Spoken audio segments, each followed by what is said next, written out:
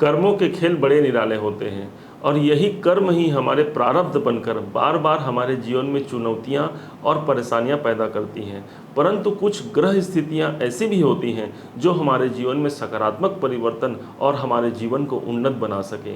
ऐसा ही परिवर्तन आपने देखा कि पिछले कुछ दिनों से आपके तुला राशि पर यह परिवर्तन होते चला आ रहा है और कुछ लोग परेशान हैं, कुछ लोग अभी भी उस सुखद अनुभूति को प्राप्त कर रहे हैं। परंतु अभी ये क्या हुआ कि सूर्य देवता जो आपके सप्तम भाव के स्वामी हैं, सप्तमेश हैं आपके, सप्तम भाव पर ये सूर्य देवता प्रवेश करने जा रहे हैं 14 तारीख को, और आपके जीवन में आपके लाभेश हैं अर्थात लाभ भाव के स्वामी हैं। तो लाभ भाव के स्वामी ने अभी प्रवेश किया है 14 तारीख को, प्रारंभ कर होने वाले हैं 14 अप्रैल को, लेकिन प्रवेश करके मात्र ये 6 दिन जहाँ रुकेंगे तो 6 दिन तक आपको शुभता लिए हुए परिणाम देने वाले हैं। आपके जीवन में लाभ लेकर के आएंगे और बहुत सारी आपकी इच्छाओं की पूर्ति को लेकर के ये सूर्यदेव मेष राशि, चूँकि इनकी उच्च की राशि है, इन पर प्रवेश किए हुए हैं 14 तारीख से। अब मात्र 6 दिन यहाँ पर सूर्य देवता रुकेंगे, उसके बाद तुरंत ही यहाँ पर राहु के द्वारा उन्हें ग्रहण लगा दिया जाएगा। राहु देव ऑलरेडी पहले से ही आपके सप्तम भाव पर विचरण कर रहे हैं, तुला राशि से 7वें भाव पर राहु देव पहले से हैं और कब तक रहेंगे तो 30 अक्टूबर तक यहाँ पर राहु देव रहेंगे। अब जैसे ही 14 तारीख को यहाँ पर सूर्य देव आए, राहु ने उनका स्वागत किया फूल माला लेकर के कि आओ सूर्य नारायण आओ, क्योंकि ग्रहों के राजा हैं। परंतु राहु मायावी ग्रह है, राहु षड्यंत्रकारी ग्रह है और इस षड्यंत्रकारी ने सूर्य को ठीक 6 दिन बाद ही अपने आहोश में ले लिया, अपने छाया में ले लिया, अपने दुष्प्रभाव में लेकर के उन्हें सूर्य ग्रहण मतलब सूर्य पर ग्रहण लगा करके ग्रहण का योग बना दिया, सूर्य ग्रहण योग। ये सूर्य ग्रहण का जो योग बना है आपके जीवन में सप्तम भाव पर बना है। अब इसका प्रभाव समझते हैं। एक तरफ जैसे ही सूर्य ग्रहण की स्थिति आई 20 अप्रैल 2023 से, वैसे ही ये प्रारंभ हो जाएगा यह योग। क्या होगा इसका प्रभाव? सबसे पहले सूर्य जिस भाव के स्वामी है उस भाव को ये कमज़ोर करेंगे। तो सूर्य यहाँ पर एकादश भाव के स्वामी हैं, तो लाभ के मार्ग को यहाँ पर अवरुद्ध कर सकते हैं। यह सूर्य ग्रहण का प्रभाव, आपको लाभ प्राप्त होना है कहीं से, वहाँ पर हो सकता है कि इस टाइम पर कुछ और विलंब की स्थिति बन जाए और आपको वहाँ से लाभ और विलंब की स्थिति बन जाए और कुछ डेट पर डेट मिलते रहे और आपको वहाँ पर निराशा महसूस होने लगे। एकादश भाव का स्वामी सूर्य जब ग्रहण की स्थिति में आता है तब हमारी कामनाएं, जो हमारी इच्छाएं हैं, जो जागृत अवस्था में हैं, वो इस समय पर शांत हो सकती हैं। अर्थात हमारी इच्छाओं का प्रतिफल हमें सटीकता से सही रूप से हमें प्राप्त नहीं हो पाता, जिसके कारण मन अशांत हो जाता है और सब कुछ अच्छा होते हुए भी एक खिन्नता की स्थिति हमारे मन और मस्तिष्क में बन जाती है। अब यही नहीं, यही वो भाव है जो हमारे जीवन में सामाजिक कार्यों को दर्शाता है। जो लोग सामाजिक कार्य से जुड़े हुए हैं, विशेष तौर पर जो राजनेता हैं, जो राजनीति से जुड़े हुए हैं, राजनीति के क्षेत्र में चाहे बहुत प्रबुद्ध स्थान पर हों या बहुत निम्न स्थान पर भी हों, लेकिन जितने भी राजनीति से लोग जुड़े हुए हैं उनको भी यहाँ पर राहु का प्रभाव पड़ने वाला है या इस सूर्य ग्रहण का नकारात्मक प्रभाव पड़ने वाला है। उनको अपने कार्य क्षेत्र का जितना उन्होंने कार्य किया पार्टी के लिए, वहाँ पर उन्हें उतना उनका परिश्रम का प्रतिफल नहीं मिल पाएगा, क्योंकि सूर्य राजा हैं। इसलिए जब राजा आपके एकादश भाव के राजा को ही ग्रहण लग जाएगा तो जो उच्च वर्ग के में जो स्थापित हैं, जो राजनीति के क्षेत्र में, उन्हें यहाँ पर समस्या भी देखने को मिलेगी। अब बात करते हैं वो स्थान जहाँ पर यह प्रॉपर सूर्य ग्रहण का योग बन रहा है। ये योग बन रहा है तुला राशि के 1, 2, 3, 4, 5, 6, 7 7वें भाव। 7वां भाव आपके व्यापार का भाव। व्यापार भाव में जब ग्रहण लग जाए, ग्रहण की स्थिति हमने पहले ही कहा कि एक कालिमा छाया है, और इसकी स्थिति जब हमारे व्यापार भाव पर पड़ जाए तो व्यापार में एक निरंतरता नहीं बन पाती, व्यापार में कोई उन्नतशील स्थिति नहीं बन पाती। हमने बहुत प्रयास किया है अपने व्यापार को अच्छा करने के लिए, परंतु ये क्या, जैसे ही सूर्य ग्रहण का प्रभाव आया उसमें कुछ निराशा हमको हाथ लगी। हमने बहुत पैसे लगा करके व्यापार को प्रारंभ किया है, हमने बहुत समस्याओं को सह करके व्यापार को प्रारंभ किया है, परंतु जैसे ही सूर्य ग्रहण की स्थिति आई हमें वैसी स्थिति दिख गई, जस की तस की स्थिति जो पहले थी वही स्थिति बन गई है। अब यहाँ पर निराशा तो भाई स्वाभाविक है, यही वो स्थान है जो आपके दाम्पत्य जीवन का है। तुला राशि से 7वां भाव उनके दाम्पत्य जीवन का होता है। तो इसलिए पति पत्नी के मध्य यहाँ पर आपसी सामंजस्य बढ़ सकते हैं, तनाव बढ़ सकते हैं, दोनों के बीच आपस में कलह बन सकते हैं, एक दूसरे के प्रति ईगो की भावना आ सकती है, घमंड अभिमान की संभावना यहाँ बढ़ सकती है पति पत्नी में। तो यहाँ पर विशेष सतर्कता रखनी होगी अपने अभिमान को दूर करते हुए, अपने स्वाभिमान को जागृत करने की, और एक दूसरे की बातों को समझते हुए यदि आप जीवन यापन करते हैं तो इस सूर्य ग्रहण का बहुत ज़्यादा प्रभाव आप पर नहीं पड़ पाएगा। यही वो भाव है जो करियर भाव दशम का दशम स्थान भी होता है। इससे करियर में भी यहाँ पर थोड़ी सी उठापटक की स्थिति बन सकती है, कभी ऊपर कभी नीचे ये स्थिति रहेगी, क्योंकि सूर्य और राहु आपके 7वें भाव पर पहुँच रहे हैं।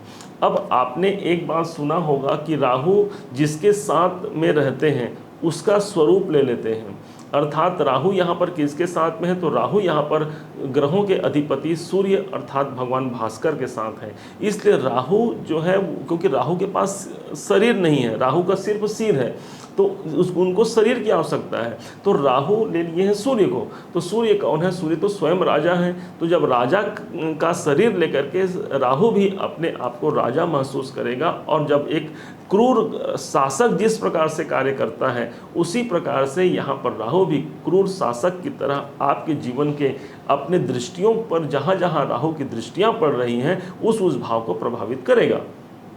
कौन से हैं वो भाव, तो यहाँ पर देखेंगे राहु की 5वीं दृष्टि होती है, 1 2 3 4 5, 5वीं दृष्टि लाभ भाव पर है, जो कि सूर्य का स्वयं का भाव हो गया।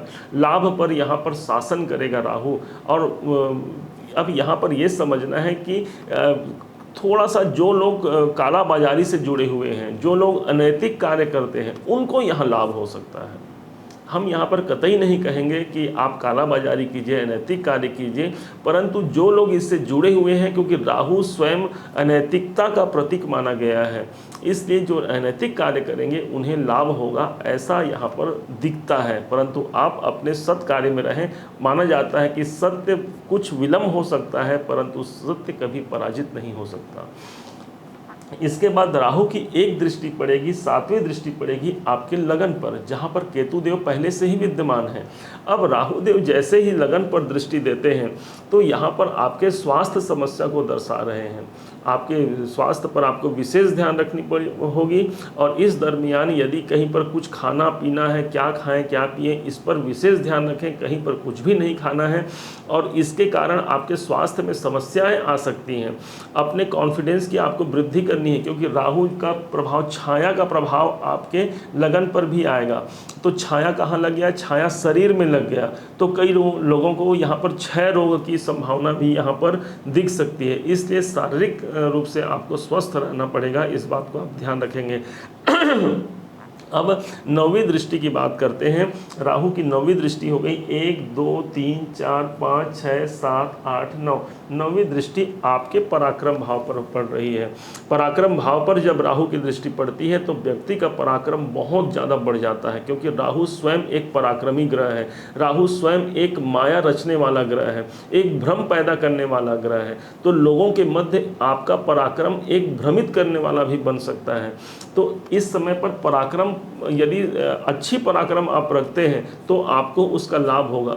यदि बुरा पराक्रम होगा, गलत कार्यों पर आप पराक्रम अपना दिखाएंगे, तो यहाँ पर आपको हानि की संभावना हो सकती है। क्योंकि राहु तो भाई कुछ समय के लिए यहाँ पर ग्रहण काल में ज़्यादा प्रभावी हो गए हैं। राहु तो हमेशा के लिए यहाँ पर है, हमेशा के लिए मतलब 30 अक्टूबर तक राहु यहाँ रहेंगे। लेकिन सूर्य ग्रहण में होने के कारण, सूर्य के शरीर को लेने के कारण अभी ज़्यादा प्रभावी है। कितने दिनों तक रहेंगे अभी बताएंगे आपको। अब पहले ये समझ लेते हैं कि इस भाव, ये भाव आपके छोटे भाई बहनों का भी है। इसलिए अपने छोटे भाई बहन जो आपके हैं, इनका सहयोग और साथ आपको देना पड़ेगा। यहाँ पर जब उनका सहयोग और साथ देते हैं, क्योंकि ये कष्ट की स्थिति बनती है छोटे भाई बहनों के लिए, तो उनको साथ भी तो आपका चाहिए भाई। उनको कष्ट है तो उनको शांति कौन करेगा, उनको अच्छा फल कौन देगा, आप ही करेंगे। क्योंकि तुला राशि आपको भगवान ने इतनी जिम्मेदारियाँ दी हैं कि आपने आपके लाभ, अपने भाई बहन और अपने दाम्पत्य जीवन तीनों का निर्वहन बहुत अच्छे से आप कर सकते हैं।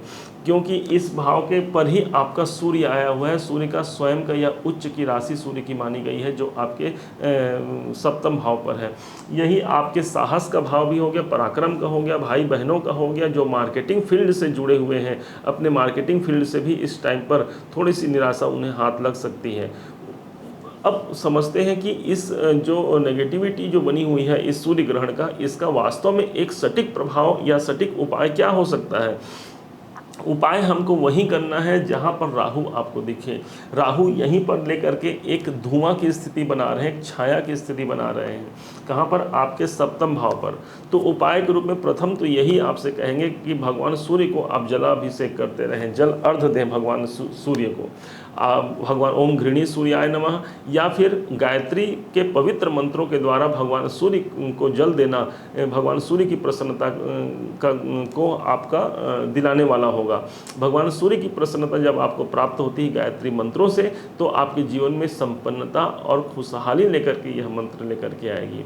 माना गया है भानु प्रिय नमस्कार, प्रयास करें कि सुबह जल्दी उठें, और जल्दी उठ करके जब भगवान भानु को अर्थात सूर्य को आप नमस्कार करते हैं, प्रणाम करते हैं, तो वहाँ से आपको पॉजिटिव ऊर्जा मिलती है।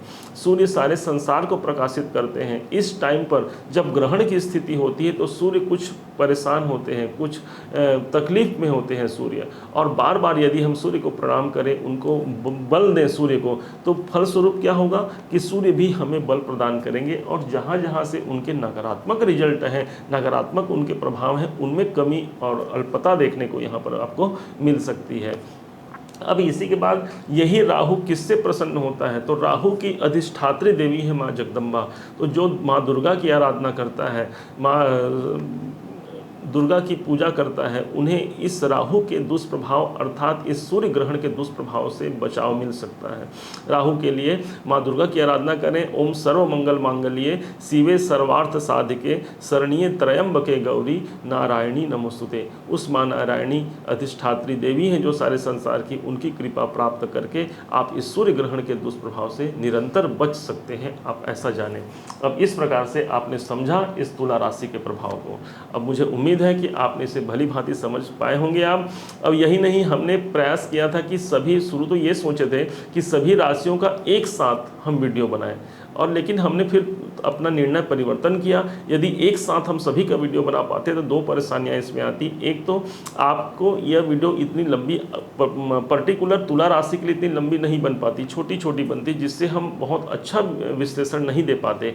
और दूसरा, वो अगर एक साथ बनता तो ये वीडियो बहुत लंबा हो जाता। हमने प्रयास करके आपके लिए ये तैयारी किया है, और मेरा यह तैयारी, मेरा यह प्रयास यदि आपको सार्थक लगा हो तो अपना एक प्यार भरा कमेंट और लाइक जरूर कीजिएगा। अभी तक आपने चैनल को सब्सक्राइब नहीं किया है तो सब्सक्राइब करके भी हमारा आत्मबल बढ़ाइएगा। आप सभी का जीवन सदैव मंगलमय हो, इसी शुभकामनाओं के साथ जय माँ जगदम्बे।